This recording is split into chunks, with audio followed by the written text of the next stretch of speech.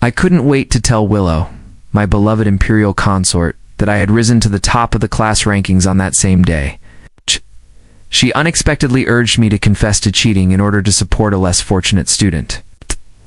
"Oh, please," she responded. Sarcastically, "How could you possibly rank first? In addition, Makoto is in dire need of that scholarship. They're all nouveau rich, so why don't you just give it up for him?" I didn't just agree right away. I didn't even hesitate to say no. However, in the following second, I provided the principal's office the complete call recording.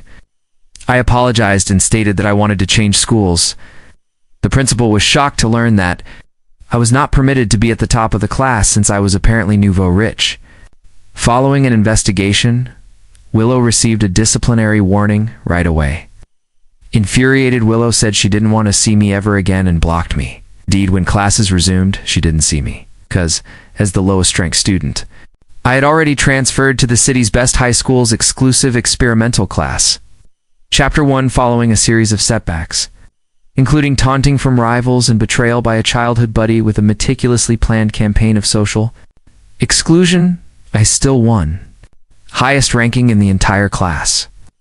I am now considered a once-in-a-generation genius by my father. He intends to use deceit to get me transferred into the city's best high school's prestigious experimental class, where gifted students from all walks of life congregate. Said my kid used Gauss's formula to solve that problem in seconds after he spent a whole night on it. Newton was in his 20s when my kid learned the 3 laws of motion at the age of 16. I straightened my back and held my chin high, and he inquired, why were they born before me? Was it the slow birds fly first? Or were they simply afraid of my brilliance? My father's eyes abruptly become meaning-laden and far away. With a heavy sigh, he said, "It is because kings must never meet. I have seen you take pride in yourself, my son. And now, finally, I've seen you grow up with pride.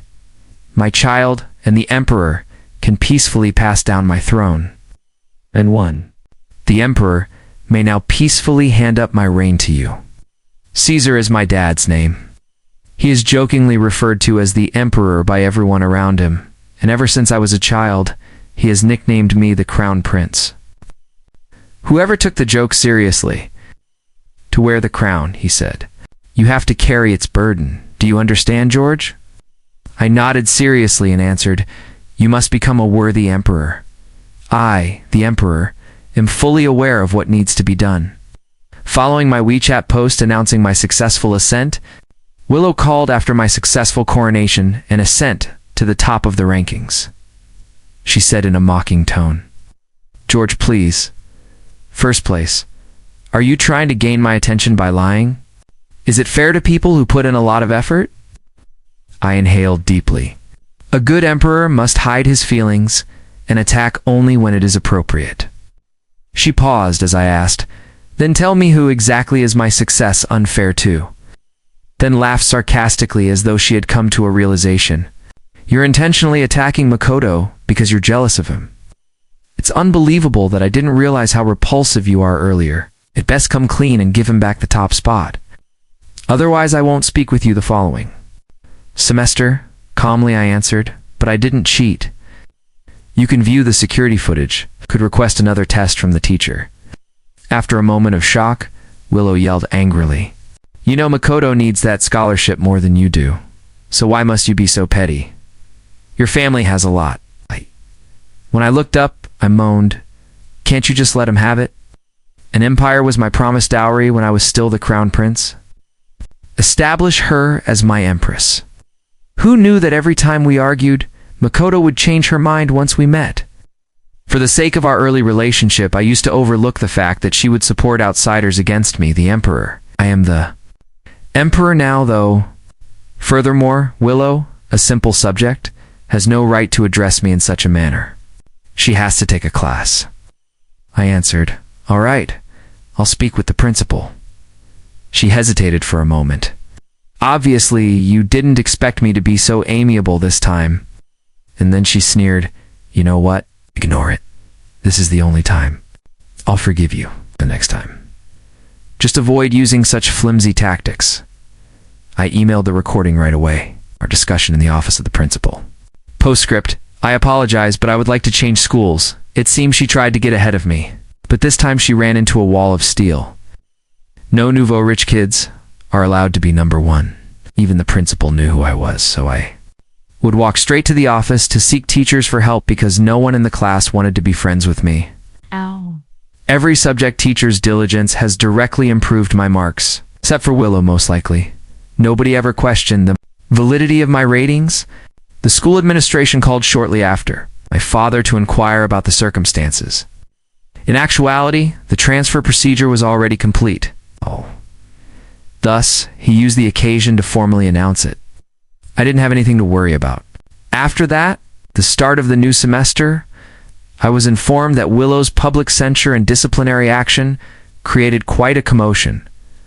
I never want to see me again, she said. Naturally, she didn't, because I was already enrolled in the city's best high school's elite experimental class at that point. Proudly received the lowest placement test score. Chapter 2, I spent a long time staring at the test paper, unable to get it out of my head. The female next to me leaned over and I mumbled, "How could this happen? Wasn't I supposed to be a genius?" Looked at my article and couldn't contain their laughter. She rectified herself right away under the Emperor's severe glare. "You're a genius, of course, but even if you're 1 in 10,000, our nation only has one person. 4 billion. Thus maintain your composure." I gave her a bottle of milk as a thank you and nodded.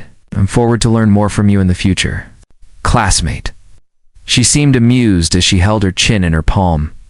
"My dad and your dad are good friends," she continued. "But you really don't remember me, Crown Prince." "She's Anna Sue, Uncle Sue's daughter," I just realized. It was during a gathering that we first met. Uncle Sue always boasted about his daughters. Amazing qualities which neither my dad nor I found enjoyable. Thus, we disregarded him. However, a worthy emperor now has to respectfully take sage advice. I may now require her assistance in problem solving. Alla Modesta at her and said, "Of course I remember. You were the most beautiful person at the gathering that night." There was no space for anyone else in my eyes. The relationship between the monarch and the subject is strengthened by moderate praise. Anna's hand slipped, causing her forehead to crash against the desk. I was shocked and tried to help her. It took her some time to raise her head and move her face away to see. "You okay, Anna?" Out the window, not even bothering to peek at my crimson ears. She said, "I'm all right, only low blood sugar." I gave a nod. "Oh," I remarked, dropping my head to make a severe correction to my memorials. "Test errors. An emperor has a lot on his plate." The homeroom instructor had a serious expression on her face. She gave me a quick overview of the class before starting the lecture. It was the first time I had ever experienced such a vibrant academic environment. No snobbery, loneliness, or rumors, just passionate conversations about methods for solving problems. Anna assisted me in rapidly adjusting to the new setting and was greeted with encouragement. "Come ask me anything you don't understand," she urged. There were just 2 persons who didn't seem to like me. David, the severe class disciplinary officer, was one of them. He saw me as just another wealthy kid attempting to spruce up his resume, squandering a valuable space, consuming resources for education. The other was Alicia, the strata student and class diva who avoided interacting with anyone. I came over to introduce us because Anna was her best friend from childhood. She said, "This is my dearest friend, George. She is the top student in the entire grade. If I am unable to resolve a problem, you can also ask her." My eyes glowed, and I was going to greet him with a hand when I heard a chilly voice. Alicia added, "If you have time to chat, you might as well do 2 more sets of basic exercises." Without even looking up, she had lovely lips, a delicate nose, and even the sunlight appeared to work in her favor. Anna jabbed at her head, irritated. "George is a friend of mine. Be mindful of your tone. Whatever the case, gifted women are prone to temper tantrums. I, the emperor, am always giving and compassionate." I gave Anna a quick pat and uttered, "It's all right. It is only normal for number 1 to have issues with other number 1s. Anna, unable to speak. Alicia, unable to speak. At last she raised her lashes and shot me a chilly sidelong gaze, as though I had offended her. In light of our test results, the homeroom teacher rearranged our seats later that afternoon, and Alicia joined me at my desk. She actually spoke first, pointing at me with her thin finger. It's true, classmate, that the number ones don't get along. However, you are last in line. I was enraged. Alicia, you have no right to insult the Emperor in this way, in the prestigious academic court. Just wait. Chapter 3. Pablo, the driver who typically drives me to and from school, needs surgery for severe hemorrhoids. I had originally intended to travel home alone by bus during this time. However, Anna made the effort to invite me. When she learned, she got into her family's vehicle. It's on its way, Crown Prince. Let's go together, she added. After expressing my gratitude, I informed her that I was not the Crown Prince. Anna quickly clarified that she believed I was upset. I apologize, I didn't mean to call you that. Said, I know, and nodded. However, I've already taken the throne. Anna was utterly stunned to learn that I was now the Emperor. She tightly pinched her arm to restrain herself when she saw how serious I appeared. However, her mouth's corners continued to curve up uncontrollably. Until the driver was unable to control himself, Anna burst as she roared with laughter. The entire drive was filled with goosebumps and laughs. Calmly, I removed my earbuds and began to listen to audio in English. Anna called after me as I stepped out of the car. She said, will you continue to ride in this common girl's car tomorrow, Crown Prince No Emperor? Anna, you've really gained my imperial favor, I said, nodding. I'll continue to be your desk buddy and work hard. The tempting curve at the corners of her lips froze as her eyes widened. Her lovely features suddenly became crimson. She became agitated and fumbled under my worried eyes, saying, you should get going now. She rolled up the window, waved her hands frantically, and sped off. The following day, as usual, I brought Anna a bottle of milk. Alicia noticed this scene when she was stretching, and she immediately scowled as she rubbed her shoulders. I attempted to speak with her once we went back to our seats. However, she disregarded me. I answered 8 of the 10 questions incorrectly on the last math test. The math instructor let out a long sigh and instructed me to visit her office. Following class, naturally I was delighted to. I visited frequently, but I had to get past Alicia every time. Alicia's suppressed morning grumpiness was getting ready to blow up after she was called up for the nth time. Which question don't you understand? I'll just teach you, she grumbled, and I unwillingly agreed. She abruptly gripped her chest in distress 2 days later while she was describing a problem to me. What's wrong with you? Prodded her with the tip of my pen. She gently turned her head to, I think you've stressed me into an irregular heartbeat, he added, glaring at me. Okay then. I assumed that she was essentially I gave her my own bottle of milk because she was now a half-official imperial tutor. Teacher Alicia, I said. Don't be angry. Relax. I'll continue to work hard. She was just able to sulk and drink the milk as she was no longer able to blow me away. I gently asked whether she was disappointed that I hadn't brought her one. I bring one for you the next time as well. I had to lecture you till my tongue dried up before I could get one bottle from you, she said in a tone full of complaints.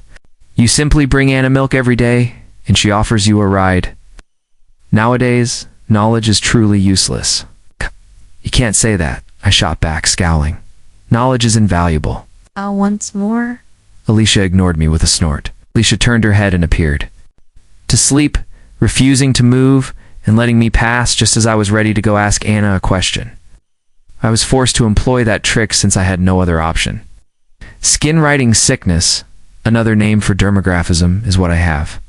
One therefore stretched my arm beneath Alicia's desk and wrote large characters on it with a pen. It stated, Stop being angry. From now on, I'll bring it for you. She gasped, and her pupils trembled. Are you allergic? Nope, I said. It doesn't itch or pain. Do not be concerned. Her lips pulled firmly together as I stated. She appeared, both irate and defenseless. I'm trying to make it up to you, I said nervously. Are you not content? To demonstrate their devotion to their country, several heroes in the past carved phrases into their bodies. Today here I am, Emperor Wang, putting myself in the position of a commoner and getting a tattoo to trick people. Alicia blushed too. The tips of her ears upon hearing this, It's quite the charismatic performance, isn't it? She replied quietly while resting one hand on her cheek and using her fingertips to cover a portion of her face. All right, you can now approach me for help. With subjects other than math, because you're so sincere. But you can't do this kind of stunt again, understand? Hold on, I was ecstatic. However, I couldn't shake a feeling of suspicion. Is milk from my dad's friend's factory really that popular? Every day, they bring it to me. I thought it tasted awful, so I only gave it to Anna. I have no idea how the girls came to adore it. Chapter 4. I saw Anna's expression wasn't very good just before I got inside the automobile. Another person was standing close by at the same moment. Alicia grinned as she said, "My driver isn't available today either." I nodded, preparing to take the front passenger seat and asked if it would be okay if I squeezed in with you all. At the same moment, Anna and Alicia said, "Wait a second," but before they could say anything more, a familiar voice interrupted. I looked around and saw Willow, who I hadn't seen in a while. "George, who are they?" She stared at the three of us with a grim expression. She responded, "What are you doing here?"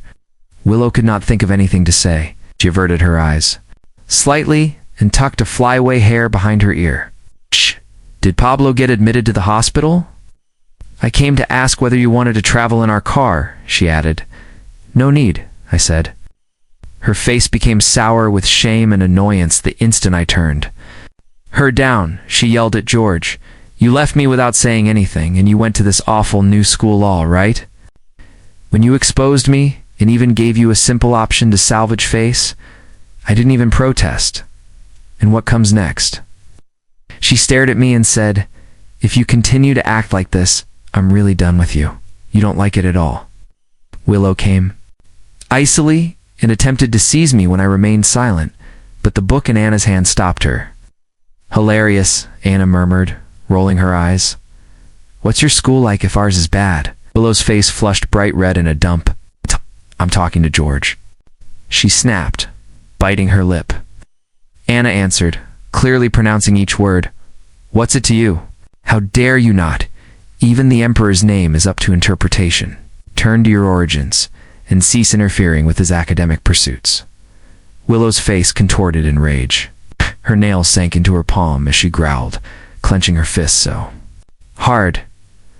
"I'd rather to utilize that time to find the answer to one more question, George. Let's see whether you're man enough to not regret this." Alicia secretly handed me a series of listening comprehension homework while they faced off. "These are based on your areas of weakness," she explained. "The remainder is optional, but the bits that are circled are necessary." Gratitude almost brought tears to my eyes. "Thank you, teacher Alicia," I said. Grinning, she dropped her head to read more. Anna appeared irritated when she eventually triumphantly returned. She whined and pouted. "I chased that insane female away, Your Majesty, and when I removed my earbuds, you didn't even look up at me." I gave a nod of gratitude. "You've done a fantastic job protecting your Emperor," I remarked. "You will receive a huge reward." "How can I not bring peace to the realm with your help?" she asked, her eyes brightening. "I am grateful, Your Majesty. I'll keep doing my hardest."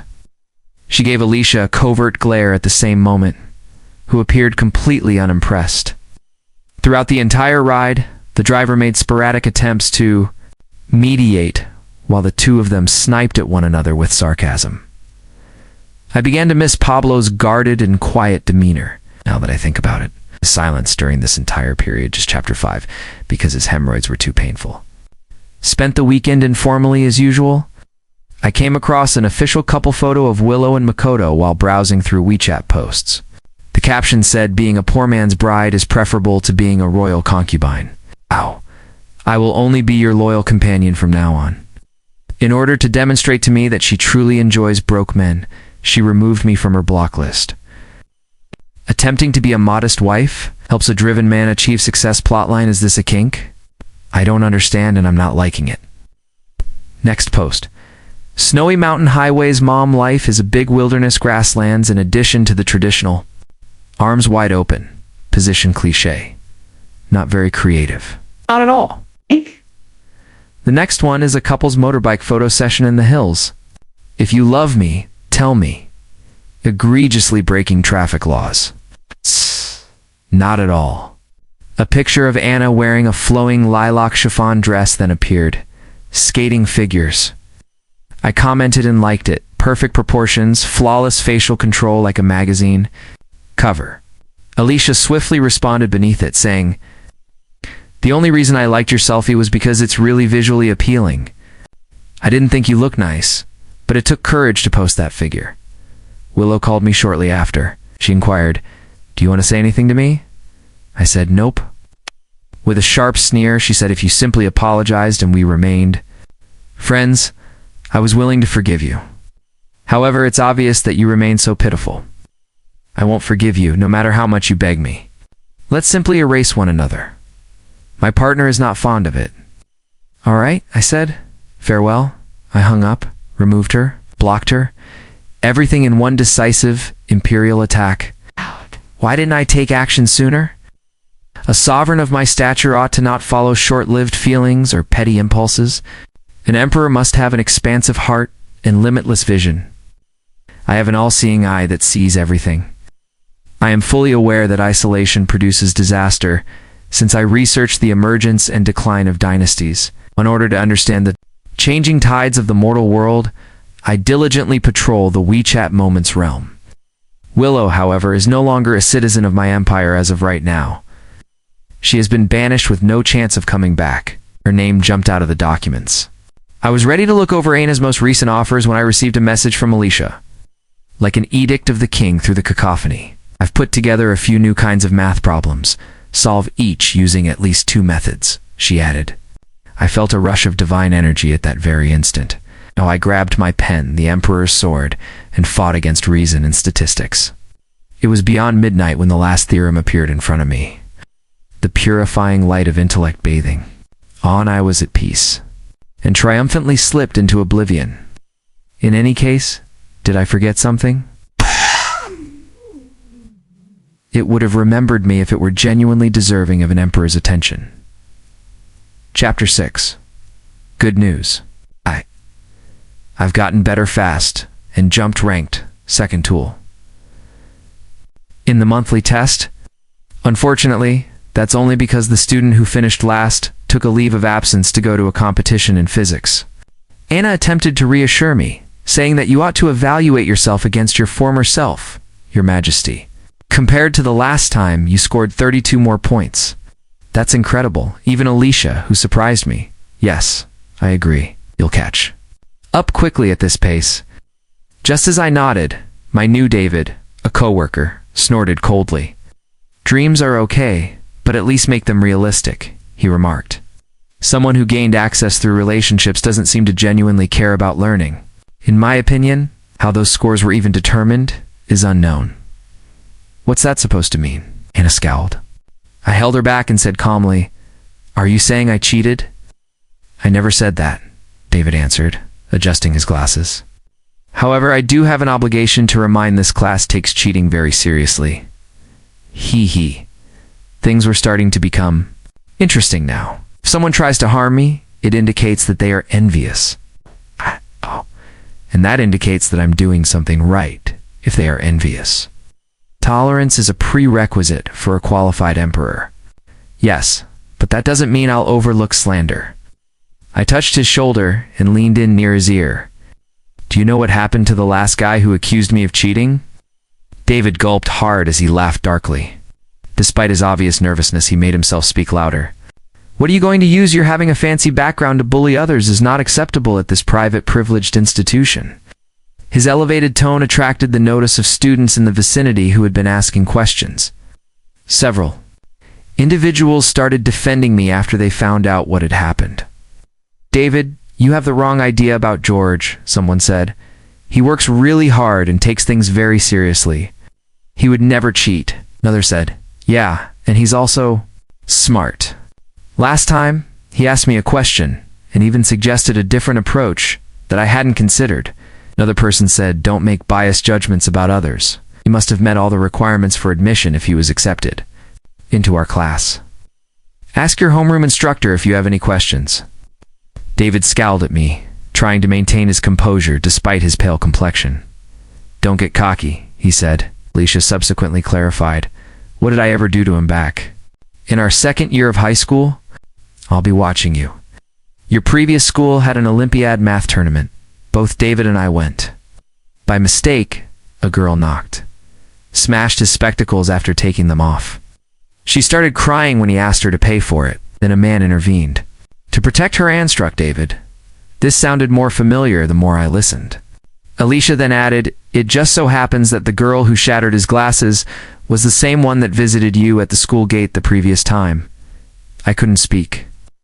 David was furiously painting a do not cross line on the desk when I looked. Over at him, seemed to wish he could leave me by teleportation.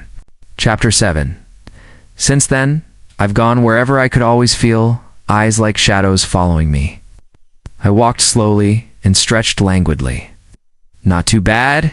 It goes without saying that the Emperor is entitled to have an imperial chronicler document my actions and remarks. This is the type of care it should go to the Emperor. However, there was always this unexplained faint sound of someone nearby grinding their teeth. Right before our head teacher's homeroom period, I was late one day. She looked at me for a while, then abruptly gave me a severe order to stand at the front of the class as punishment. Aside from David, who grinned gloatingly, everyone else was rather taken aback. It's likely that I was the first student in this class to receive such a punishment. Alicia and Anna scowled and opened their mouths to speak, but I stopped them with a subtle hand gesture. The teacher reprimanded me for being late.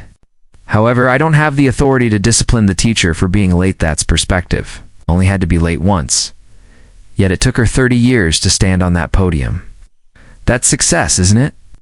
I happily changed my perspective and actually began to enjoy the torture.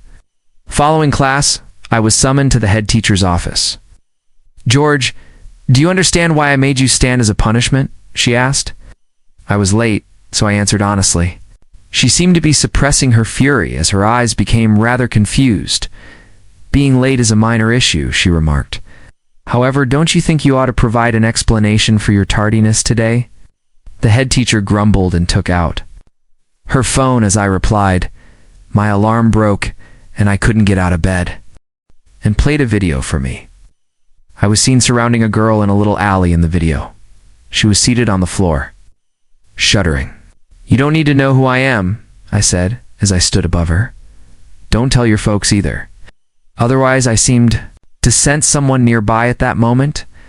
The video stopped when I turned around. The video was shaky. Obviously, the cameraman was afraid.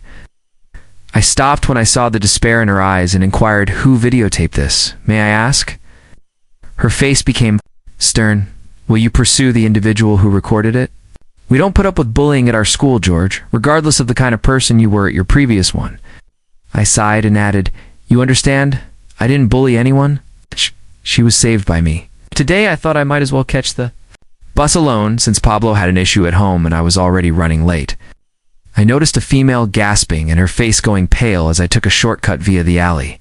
Most likely got stuck after eating anything too quickly. To assist her breathe, I smacked her back and did the Heimlich technique. Fortunately, she eventually changed her mind, then rested on the ground collecting her breath. Exhausted, I got up and attempted to console her. However, she began to ramble on about how she wanted to thank me with a banner made by her parents. I halted her right away. I had almost been wrongfully accused of assisting someone previously. You need to use caution, particularly because there were no security cameras in the area. I didn't anticipate that type of footage to ultimately be captured. Additionally, the angle just recorded my face, fully blocking her. The head teacher continued to look at me suspiciously, obviously not believing me. Don't worry, I said. Instructor. After giving it some thought, she said, okay, I'll find that girl to testify for me. I will grant you a day off. Simply use my identity to gain access to CCTV footage if necessary. I'm hoping this is just a miscommunication. I will publicly apologize to you in front of the entire class if I have falsely accused you. I momentarily froze. Then my face softened a little. To be honest, the pupils are fortunate to have a teacher with this level of responsibility. Chapter 8 Smack. I angrily yelled and slammed the table. The emperor having slipped into a trap after I gave my inquisitive classmates the entire story. They all agreed to lend a hand however they could. We're going to look into her even. If it means following her outside of school, Anna said as she got to her feet. Alicia was more sensible. Describe her appearance, she continued, taking out an A4 sheet of paper. We can operate more productively that way. The imperial advisor is unquestionably one of my most devoted and useful ministers, I responded, feeling really reassured. The feudal era ended centuries ago and only David sneered contemptuously. Continue your blind flattery of him, but be aware that the fall will be more difficult the higher you hoist him. I gave him a startled look, and I had to concede that he was right. So I said, very good. Someone who has the courage to call attention to the emperor's shortcomings merit a substantial reward. He froze in disbelief, so I used the opportunity to thrust into his, give me the awful milk that I didn't want to consume. He clenched his jaw and shouted, You.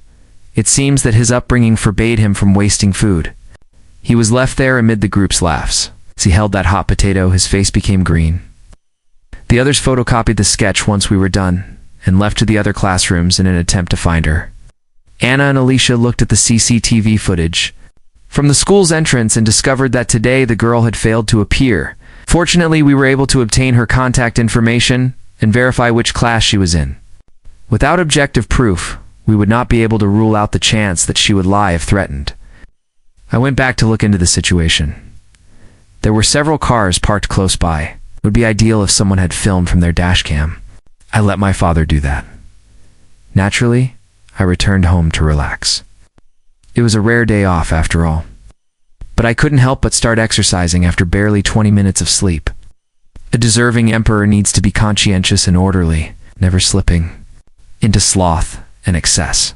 I grinned and muttered, calling everyone for something so insignificant. You have better things to do than work on parametric equations and polar coordinates, don't you? Lining up exactly in time. However, it won't go well if you challenge me, the emperor. Derivatives and functions, you always attempt to make me look foolish in front of everyone. I'll exterminate your whole family one day. I was completely focused on my struggle with the exercises. That everything around me became completely meaningless till I heard a call. I froze as I looked up. 2 heads had eventually materialized. At the window, one had a charming yet naughty look. The woman appeared calm and aloof, yet a small smile appeared on her lips as her eyebrows lifted in a teasing grin. They had apparently been listening to me for some time, Anne remarked in English, blinking. To see your majesty so full of existence soothes our emotions. They come to console me, I saw. I soon collected myself. With royal composure, he bowed and said, Thanks to my loyal ministers. Would you mind entering? Anna caught the signal by touching her nose shyly and saying, We'll solve these exercises together as we enter like proper guests. Alicia came up with the concepts and she was concerned about you and pulled me along. Alicia disregarded. Her only said, Which ones can't you solve? After taking my exercise sheet, Anna sneezed just as she was about to finish when a chilly gust of wind came in from outside. After exchanging eyes, the 3 of us started giggling. The winter solstice is today. I wonder if this year we'll have snowfall. I've already begun to anticipate it. Chapter 9. The following day, I brought a banner of commendation to the office with the girl I had saved. She learned that I had been misinterpreted as a bully. She was upset. It must have been someone with a grudge against you who deliberately spread rumors, she snapped. The footage was chopped too short. The truth would have been revealed in a second. My dad was able to get the complete dashcam footage by getting in touch with the car's owner. He was yelling about getting me justice. However, I stopped him. Once the confusion was cleared up, it was sufficient. In addition to the individual who recorded it, would have acted appropriately if I had been bullying someone. The head teacher fulfilled her commitment and expressed regret to me in front of the class. I need to examine what I did, she said. I made a snap judgment on George and even forced him to stand as a kind of discipline. I'm truly sorry. Yes. As a teacher, this experience has made me realize I need to trust my students more. George was assisting someone, which is why he was late. There is cause for pride in that. If it merits praise and acknowledgement, The class erupted in cheers as soon as she concluded her remarks.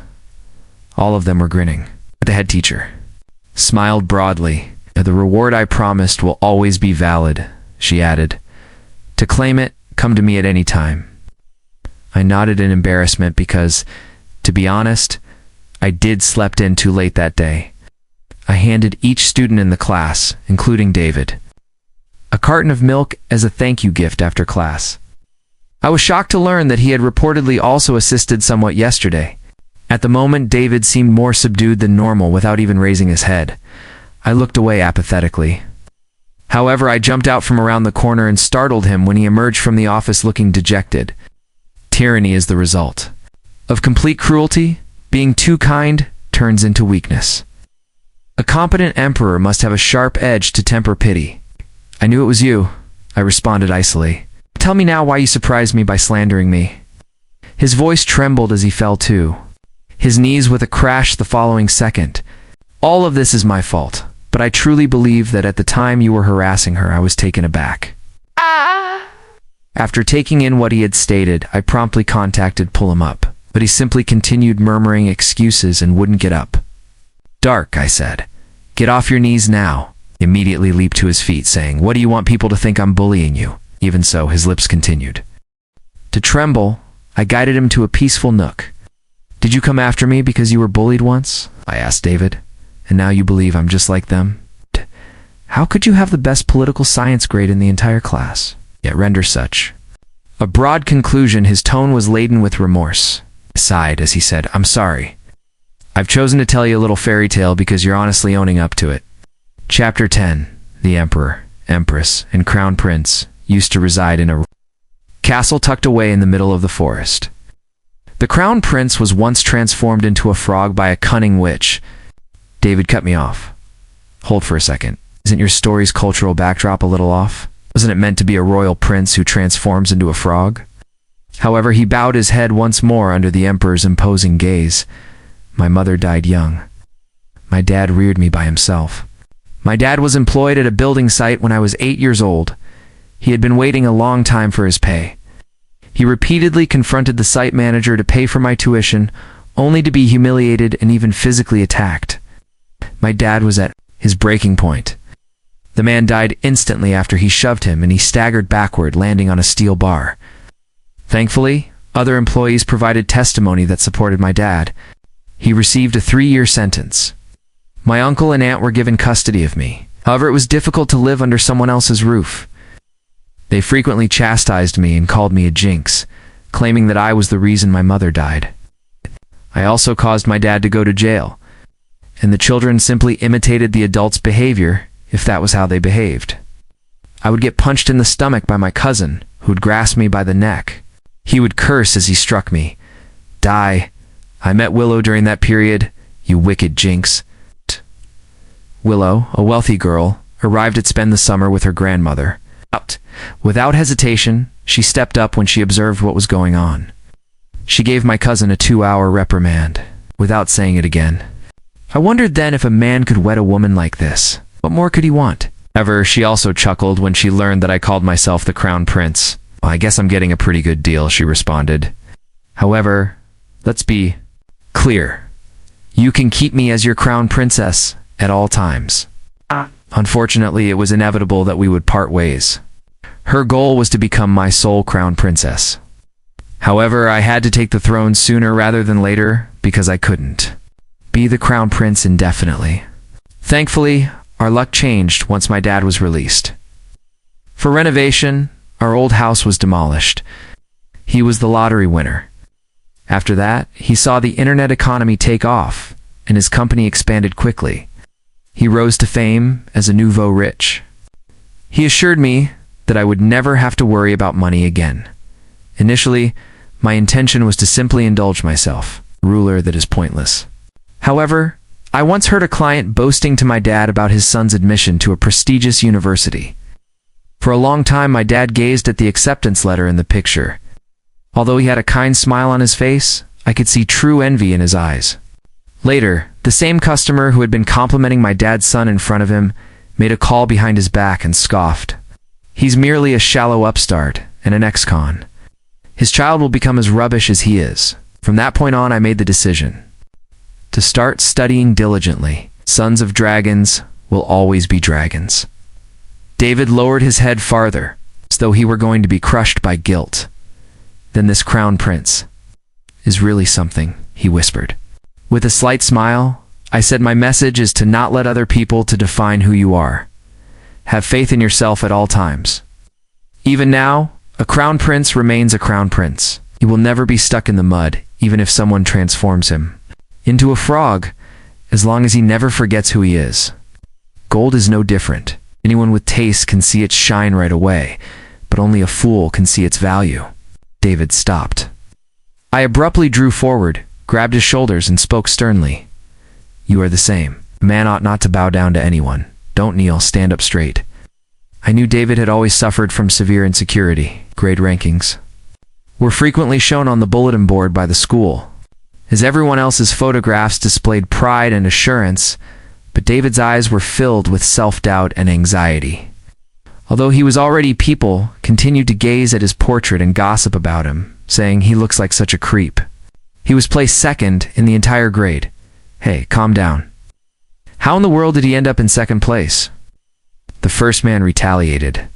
Oh, please don't make fun of him. David looked at me and said, I can't even tell the truth. And I was shocked to see that his eyes were a little crimson. What are you two doing in the next second? Alicia and Anna descended the stairs. Between David and myself, their unsure gaze flicked back and forth. I couldn't speak. I dusted the dust off my clothes gently, not knowing what the two of them were. Picturing, and said, it isn't anything. The start of class is near. Let's go. Chapter 11, the temperature was dropping, and a lot of parents had begun packing their kids' lunches. Mooching lunch had become a daily ritual for me. Anna always eagerly invited me to sample the food that her family's chef made. They claimed to have paid him a substantial amount of money to engage him. As usual, today's supper was excellent. I gave a satisfied nod, and as I was ready to, Alicia stopped me before I could take another bite with my chopsticks. The rules of our ancestors are clear, Alicia stated. You will grow weary of the same food if you eat it more than 3 times. You should equally share imperial favors as the emperor. Try mine, please. She was right. I gave a serious nod and shifted my chopsticks. Where did you get that rule from? Our emperor eats whatever he pleases, asked Anna, clicking her tongue. Alicia, you think your cuisine is that good? Alicia rolled her eyes and said, You're just jealous because he likes mine better. Let him taste mine first, and then you can make fun of me if he's not happy. In addition, she added earnestly, day or night, the emperor is at work. He needs to eat a balanced diet in order to boost his immune system. How can he eat that? Anna shot back, when yours is so full of fat and salt. What a hypocrite. Is mine nutritious too? I asked the chef to make sure it was balanced. You arrogant coquette will say anything it takes to bring me down once more. The two of them were unable to break out from their own small parallel universe. I scooped up my tray and went back to my seat without a word. David then subtly thrust a tiny pot of soup in my direction, rubbed his head, and murmured, It's black chicken soup my mom made. Really healthful. Do you want to give it a try? Else. In all honesty, I was already full. But would he kneel once more if I rejected him? I drank it all to save face. I gave him real compliments as I saw his eyes light up with excitement. Your mom's cuisine is amazing restaurant quality.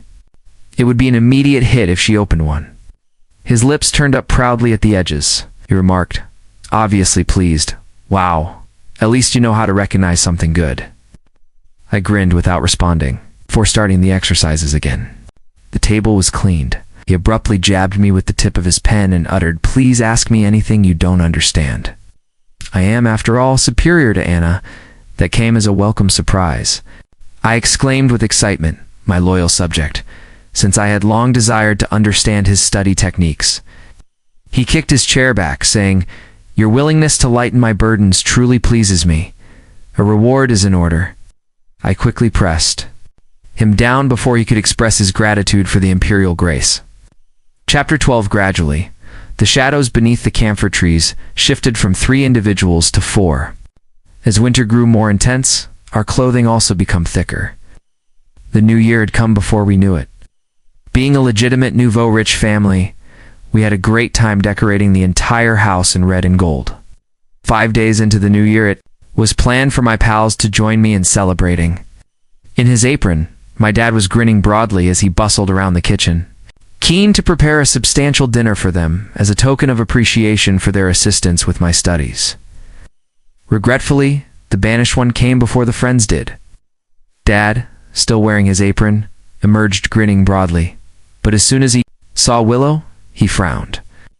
If it's not Miss Liu herself, that is. Our little nouveau rich family is undoubtedly unworthy of having such a visitor. Fidgety and bashful, Willow stood there holding a New Year's present. Uncle Wong? I was mistaken earlier. I come today to express my regret to George for my behavior, my dad remarked. Our families still do business together. After she paused. Therefore, I shouldn't let personal matters destroy our connection. She was probably sent by her family to make amends. I took a quick look at the tea cake she was holding. It was the type my father enjoyed. Well, there's no reason to say no. It's the new year, I remarked, giving my dad a shoulder pat. A visitor is a visitor. With a chilly snort, he went back to the kitchen. Willow and I were alone in the living room now. She hadn't dared to look me in the eye from the start. I filled a glass of water for her. Willow accepted the cup and attempted a smile when I asked Uncle Liu and the others if they were doing well lately. They're decent. They talk about you a lot and say that it's been too long since you were there. I returned the smile. Been occupied with school? I'll stop by when I have a moment. After the small conversation was over, there was silence. The air became awkward and heavy. I got up with the intention of grabbing some practice sheets, but she called out to me right away. The corners of her eyes were a little crimson. Her voice was strained. After giving it some thought, I remarked, "You really don't care about me anymore." "Oh, you and your partner are doing okay." Willow sprung up, her eyes sparkling with panic. "No, Makoto and I weren't even together when I ended our relationship. The purpose of that WeChat post was to retaliate against you." However, she instantly averted her sight, as if she had been scorched when our eyes locked. Her voice went even lower. "The truth is," a caustic voice said abruptly, "the one I've always liked as well." "Well, is this the Alicia and David?" Who were obviously not delighted, interrupted her when Anna, the famed crown princess I'm seeing, smiled. Anna had her bangs swept up into a fluffy bun and accessorized with the hair clip I gave her, and she was dressed in a contemporary red kippah. My eyes glowed. "Red fits you," I told her honestly.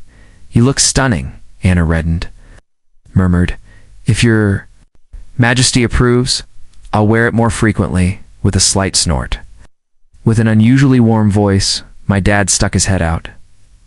"In half an hour, dinner will be prepared." They all chimed, "Thank you, Uncle." Anna started to wonder why Willow was present at all. Alicia smiled and moved in front of me, obstructing my view. I created a fresh, focused spreadsheet. "Based on your errors on the final exam," I said, "yes, I want to see it." Taking her hand, I went upstairs. The glint of satisfaction in her eyes was barely hidden by a slight smirk that played at her lips. David was the first to notice. He clenched his jaw and snarled, "Are you stupid?" They had already left, and Anna had already understood it. Late and stomped impatiently, bounded up the stairs.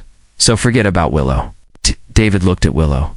With his arms crossed, his complexion had turned white, incredulous that she had just been totally forgotten. She gazed blankly at the stairs. David took a minute to admire her defeated look before striking the last blow. He scoffed. "Unfortunately, it would have been a great fairy tale ending. Disaster is inevitable when your character isn't compatible with your role. The girl who lived in your golden home was never supposed to stay." Willow's head jerked upward. Every word made sense to her. She could no longer contain her tears as her eyes burned. When every dish was at last prepared, I looked in the direction of the living room. The only thing left on the table was the unopened glass of water. Nobody brought her up. I also didn't inquire. Everyone else was happy and at ease. Fresh starts. New Year. Chapter 13. As soon as the new semester began, last-minute reviews and filling in knowledge gaps were underway. My coworkers switched between David, Anna, and other people. Direct admittance was suggested for a few classmates. Some were going abroad. Only a dozen or so of us were ultimately taking the national college admission exam in the conventional manner. Every subject instructor turned their attention to me. They claimed that because I was a black horse, I had to be forced to work hard or no place for laziness. I was pulled for further sessions, even though I was already spinning like a top. I began to wish that I could sleep for half as long in order to obtain more time. However, I truly relished the sensation of each and every effort producing a result. I, the Emperor, was ruling a thriving realm. In the tedium of school, home, and school, June eventually arrived. As soon as the last exam bell rings, all of it was over. My dad arrived to take me up. He was beaming and didn't ask me a single question. I reasoned that he must be quite assured about my performance. When I caught him on the day of the score release, his hands were shaking as he burned incense covertly at the altar for my mother. "Empress Dowager," he muttered, "you must grant our emperor the ability to severely reprimand any disloyal ministers and rebels." It took ages for the results page to load, and there was still no score visible. With a strained smile, my dad said, "It's okay, son. It's possible that you entered your answers incorrectly. We'll just give it another go, Nee." I gestured to the important details at the bottom. "Why don't you read that paragraph, Dad?" He squinted as he leaned closer to the screen, his eyes widening. "It stated that your ranking is among the province's top 50. On the 27th, please review the whole details." He appeared to have stepped into another reality. He didn't get out of it till the phone rang. He sprang to his feet and roared 3 times. "My darling wife is a once-in-a-generation genius, thanks to the Wong family."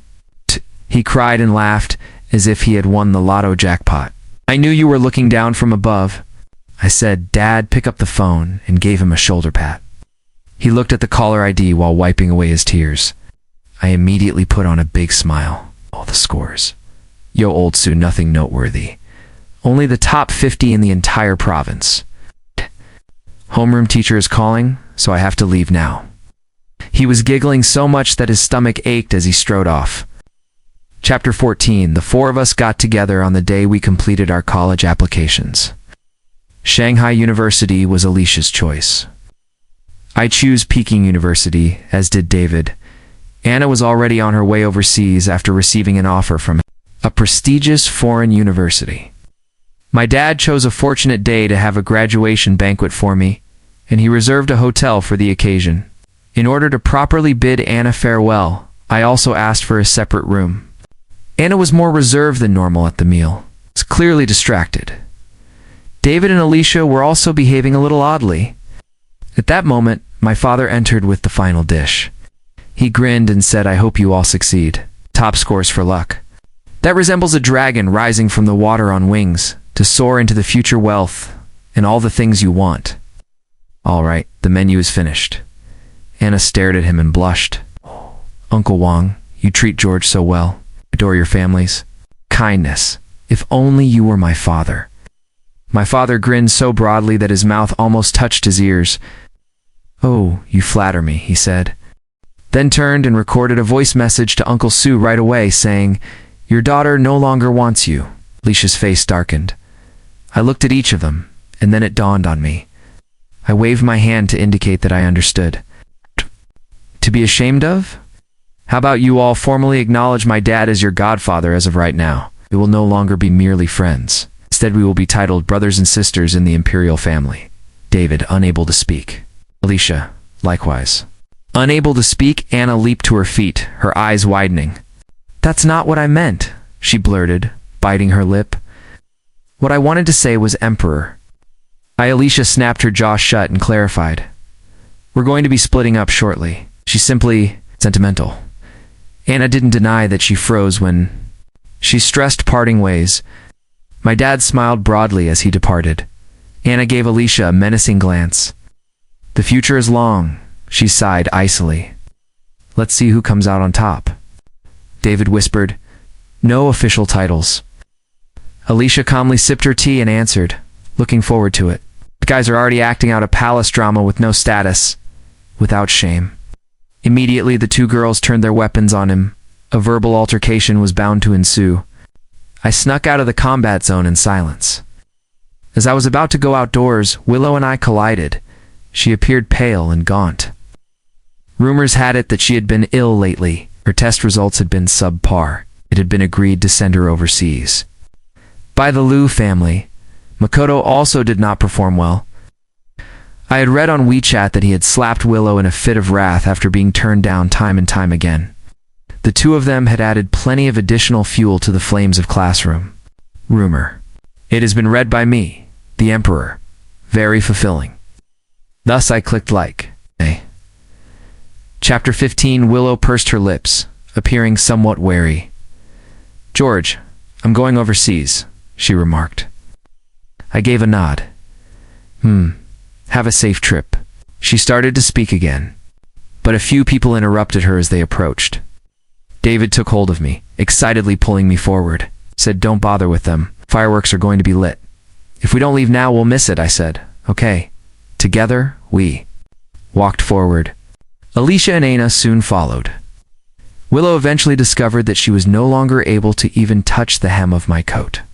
Whoosh in the night sky, a brilliant firework burst, shedding light on our prospects. I silently admired it while tilting my head back. Under my authority, the harvests are abundant, the rivers are clear, the seas are placid, and the times are peaceful. I hope the road ahead is smooth from now on.